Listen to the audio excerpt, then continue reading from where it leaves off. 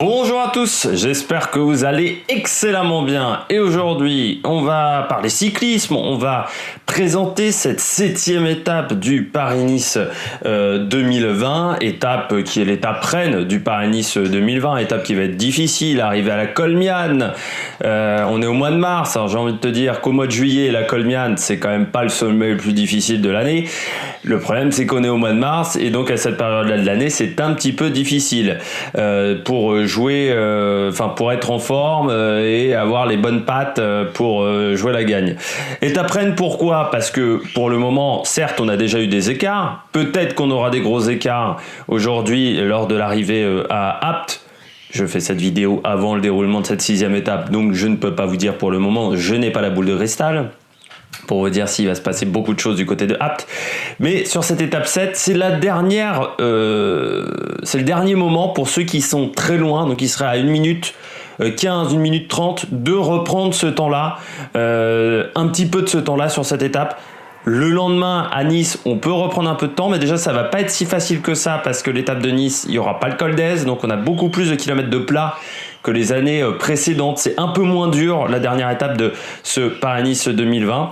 Donc, il va falloir vraiment trouver la solution aujourd'hui, du côté de la Colmiane. Donc, je vais vous montrer le parcours. Je m'excuse pour les petits bruits d'oiseaux, là que vous entendez. Du côté de cette étape numéro 7, on part de Nice. Donc voilà, un petit peu de promenade des Anglais, mais pas beaucoup de promenade des Anglais. De toute façon, cette année, la promenade des Anglais n'est pas vraiment utilisée par Nice. Et puis ensuite, assez vite, on arrive, avance au bout de 25 km. Donc là, je pense que ça va être la grosse bagarre pour qu'une échappée parte. Et puis le col de Vence, col de première catégorie. Je vais vous montrer même tout de suite le profil du col de Vence. Vous le voyez à l'écran. Col de Vence, donc qui est d'environ une dizaine de kilomètres, 9 km 5. Et vous voyez, c'est pas très régulier. C'est pas le col le plus régulier de l'année. Avec un départ qui n'est pas extrêmement difficile. Un premier passage entre le kilomètre 3 et le kilomètre 4,5 qui est on sent que c'est un peu plus difficile. Puis ça reste quand même compliqué derrière, mais c'est un peu moins pentu. On reprend une rampe à 7% entre le 6e et le 7e kilomètre. Puis après, c'est un peu moins difficile, mais voilà, c'est un col qui est quand même plutôt difficile et qui va servir vraiment de mise en jambe pour les équipes. Est-ce qu'on va tenter les hostilités à partir de cette côte? Je ne pense pas. Elle est encore le sommet sera encore à 130 km de l'arrivée. Donc, c'est après que ça va commencer à être difficile. Là, je pense que l'échappée va partir. Ça va peut-être être la grosse bagarre. Des sprinters vont être lâchés. Mais normalement, au niveau du col de Vence, ça devrait plutôt bien se passer. Oui, je vois que là, il y a un petit truc blanc qui fait reflet. Voilà. Juste l'enlever, voilà, pour éviter que ça vous éblouisse, même si oui, je vois que c'est en fait tout simplement le soleil qui reflète sur le petit meuble derrière, et que le souci c'est que je suis obligé d'enregistrer tôt aujourd'hui. J'enregistre 8h30, voilà, tout simplement. Donc voilà, le soleil n'est pas dans de bonnes conditions. En plus, j'ai du soleil. C'est-à-dire, si j'ai un jour nuageux, normalement ça se passe bien. Mais avec cette caméra-là, quand il y a du soleil, c'est tout de suite plus compliqué. Donc après le col de Vence, on va du côté de Coursegoule. C'est pas plat, c'est pas descendant, vous le voyez, ça va être encore plat avec de longs faux plats pendant 5-6 km. On redescend vers la Roque en Provence et puis le col de la Cigale, 7 km 1 à 4,6 de moyenne. Là, j'ai pas de profil détaillé de cette côte.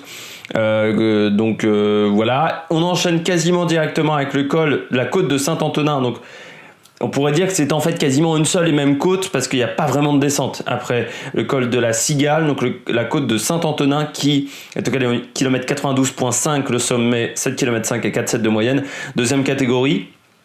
Là, il faut quand même se dire que là, les premières opérations sérieuses pourraient débuter à ce moment-là avec des équipes qui ont beaucoup de très très bons coureurs, par exemple la Groupama FDJ, mais on parlera des favoris dans la deuxième partie de cette vidéo. Puis on redescend vers Puget et son huile d'olive. Cette vidéo n'est pas sponsorisée par Puget, mais voilà, l'arrivée par Puget qui sponsorise par contre le maillot blanc de Higuita pour le moment.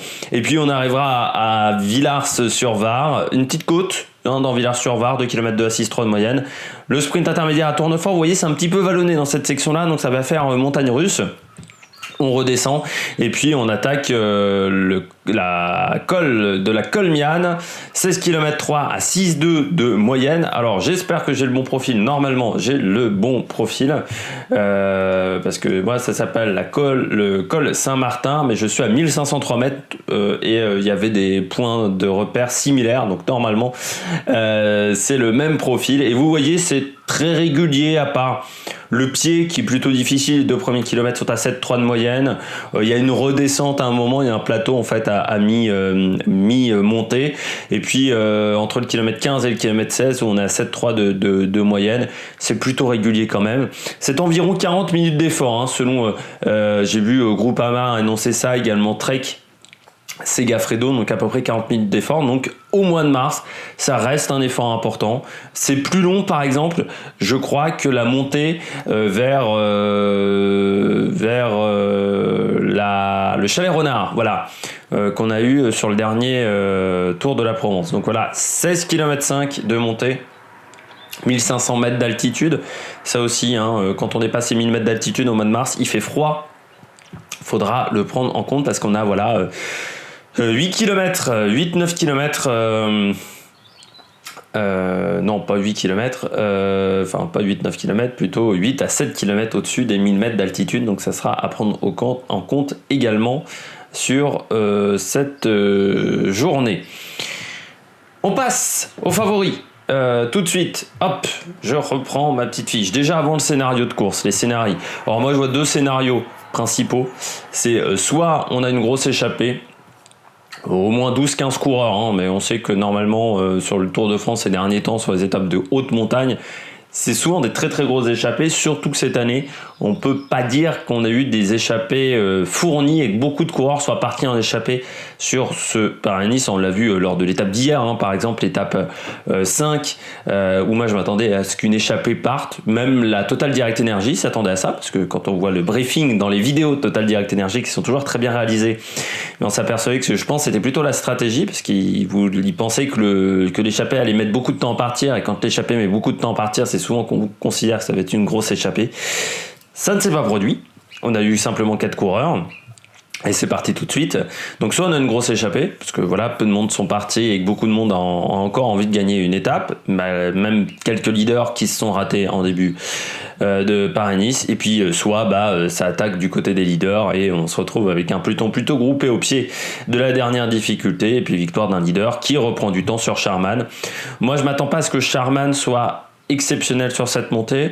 Après, de là à ce qu'ils perdent 2 minutes par exemple sur un Quintana, peut-être pas quand même non plus. C'est-à-dire que c'est un coureur qui est capable de bien limiter la casse, je pense, qui a des qualités de rouleur en plus, Charman. Donc les rouleurs normalement arrivent à bien limiter la casse quand ils sont en difficulté. On se souvient de Tom Dumoulin sur le Giro il y a quelques années, là, qui arrivait toujours à s'en sortir en reprenant un bon rythme de pédalage. Donc normalement les rouleurs arrivent toujours bien à s'en sortir sur ce type de montée, surtout que c'est très régulier encore une fois, et que pour sortir, il faudra vraiment être très très costaud. Les favoris, moi je mets Thibaut Pinot. Pourquoi Thibaut Pinot ? Parce qu'il a déjà une équipe solide. La Groupama FDJ, c'est costaud. Deuxièmement, ils vont pouvoir jouer à 2 du côté de la Groupama. Il y a Rudy Mollard et Thibaut Pinot. Rudy Mollard, une 29, Thibaut Pinot, une 30. Ils sont l'un derrière l'autre au classement. Et ce qui fait que, par exemple, on pourrait faire attaquer Rudy Mollard et puis obliger Charman à rouler au bout d'un moment, parce qu'une 30, c'est quand même pas un écart si incroyable que ça. Et en même temps, Rudy Mollard est, je pense, pas le coureur le plus regardé par toutes les équipes. Donc, il pourrait se faire surprendre au départ si Rudy Mollard attaquait. Et puis derrière, on fatiguera un petit peu Charman. Et puis, tac, tout de suite le compte de Thibaut Pinot. Quand on reprendrait Rudy Mollard ou qui attaquerait avec Rudy Mollard en relais, et ça pourrait faire un bel écart. Puis je trouve qu'il a en plus des très bonnes jambes en ce moment, Thibaut Pinot. Quintana, parce qu'au Chalet Renard, il était vraiment impérial. Alors vous allez me dire, oui, mais il a quand même perdu pas mal de coureurs. Warren Barguil, Diego Rosa hier. Donc ça peut être un peu compliqué pour lui. Oui, mais Quintana, au Chalet Renard, Maxime Bouet a dû rouler 1 km, grand maximum. Warren Barguil a fait 200 mètres. Donc très clairement, il s'est démerdé seul et il a collé une 30 à tout le monde. Quintana, dans un très très grand jour, il est capable de faire n'importe quoi sur n'importe quelle côte. Et je rappelle quand même que Quintana, il a fait plutôt un très bon contre-la-montre pour du Quintana, parce qu'il finit devant Nibali. Et je crois qu'il finit à 2 secondes de Thibaut Pinot à 3 secondes. Donc c'est plutôt très bien pour du Quintana, même si Thibaut Pinot dit qu'il n'a pas d'excellentes jambes, mais qu'il fait avec la force du moment. Et puis la grosse côte du jour, c'est Romain Bardet. Il a une équipe solide, Romain Bardet. Il a Nance Peters, donc il a du monde pour l'accompagner en montagne. Après, tout dépendra des jambes qu'il a, Romain Bardet. Sur le chrono, c'était pas exceptionnel, je l'ai dit. Mais comme j'ai pas vu encore l'étape 6, peut-être que ça ira mieux sur l'étape 6. Et puis on n'oublie pas également Higuita, même si il a perdu pas mal de coureurs. Alors déjà TJ Van Garderen et Craddock, sur décision de Donald Trump, ils avaient peur de ne pas pouvoir rentrer aux États-Unis. Donc ils ont décidé d'abandonner la course pour rentrer tout de suite aux États-Unis.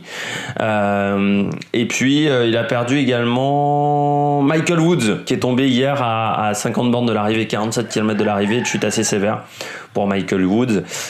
Donc voilà, il se retrouve avec un manque de coureurs et ça peut être compliqué pour Higuita, parce que là il ne faudra pas être seul à 40 bornes de l'arrivée, hein. Et sinon ça peut être compliqué. À Puget, quand il passera devant avec le maillot blanc dans la ville de Puget, il ne faudra pas qu'il soit seul. Et puis on n'oublie pas également, en cas d'échappée, moi je mise sur un Guillaume Martin. Guillaume Martin qui a plutôt des bonnes jambes. Moi je l'ai vu sur l'étape numéro 2, il était plutôt bien placé jusqu'à ce qu'il se fasse avoir. Mais le chrono, il était pas si mal que ça pour du Guillaume Martin, qui est encore moins bon sur le chrono, je crois, que Romain Bardet, qui n'a jamais vraiment bossé le chrono. Il faudrait qu'il bosse là-dessus, hein, mais il est capable d'être performant aujourd'hui. Il est en plus loin au classement général, donc je pense qu'on lui donnera un bon de sortie assez facilement. Bon, j'espère que vous avez aimé cette vidéo, même s'il y avait des bruits à droite, à gauche. Nous, on se retrouve bien entendu demain pour faire le débrief de cette étape. Ce soir, on fait le débrief de l'étape numéro 6. Et puis, on va parler de Formule 1 également aujourd'hui. Allez, ciao, ciao sur l'Amérique Production.